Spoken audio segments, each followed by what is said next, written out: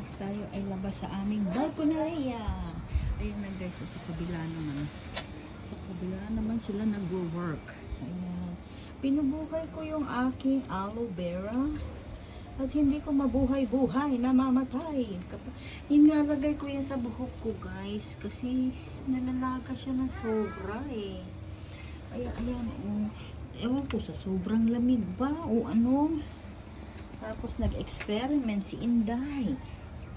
Kunyari, merong lettuce kuno. Hindi ko alam kung kailangan bang masabaw ba halaman mo sa inyo help.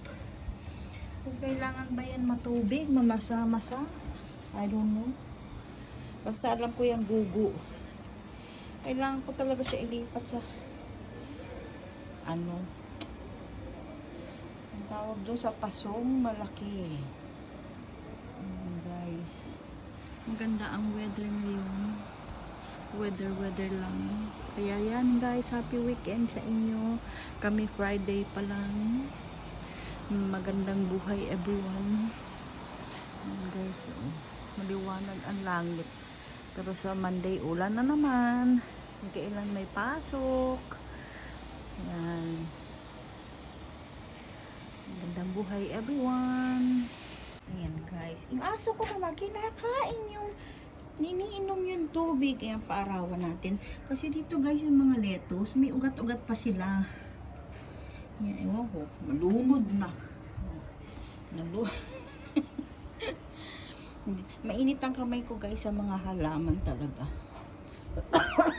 Sorry guys, may upa ang lola. Kaya ayan. Malawak na ang aming asyenda Tipataranta. Yung bata nandoon sa kabila, kakatakot. Ayan o. Ayan. Kaya ayan guys, happy weekend everybody. Wala yung dito, minsan may pag nga, meron kami ditong sakura din. Sakuna, nga yun, Lalabs Gio. Shoutout sa inyong lahat. Magandang buhay, everybody. Pasyal tayo sa aking hacienda balconalea. Maraming malawak na balcony. Kaya, ayan. Natatakot ako.